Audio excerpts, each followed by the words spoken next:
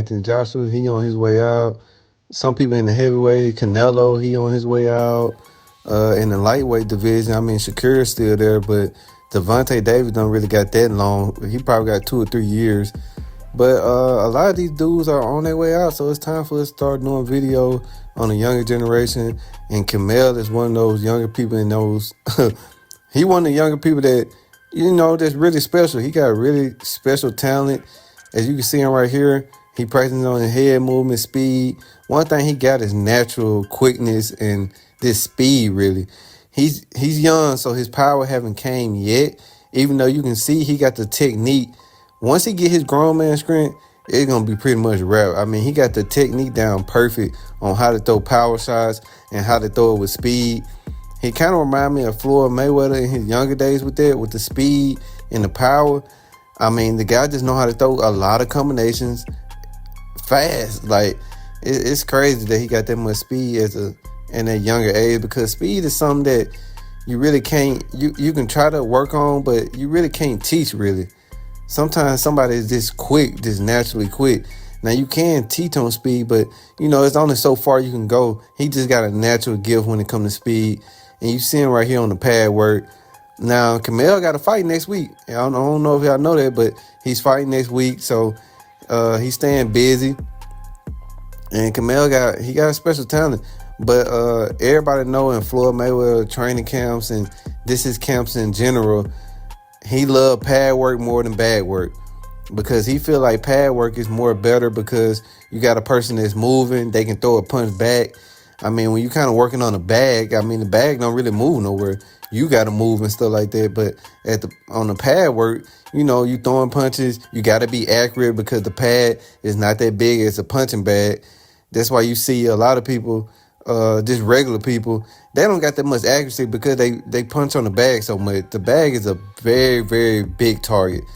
It's not that hard to miss. With the pad work, your accuracy do got to be on another level, because the pad is not that big. It's a heavy bag. So you'll see Curmel doing a lot of pad work. He not going to do too much heavy bag work. He going to do a lot of pad work. And like I said, pad work, you can work on your head movement, you can work on the speed, and you work on your accuracy. So you'll see Curmel working that a lot more than anything. It's kind of, he getting that from Floyd Mayweather. Floyd Mayweather did a lot on the pad.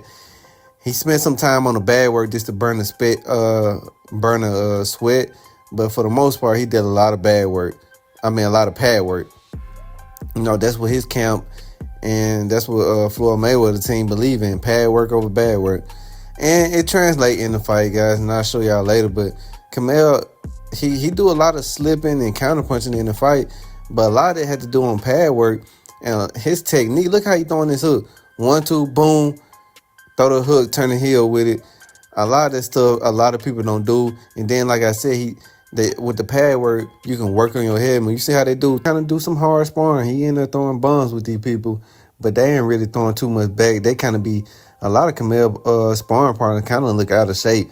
Not too many of them can keep up with him. And that's one thing I like about Curmel. He throws so many combinations. I mean, it's just really hard to keep up with the output that he put on. I mean, most of his sparring partners and opponents in the ring, they just kind of give out.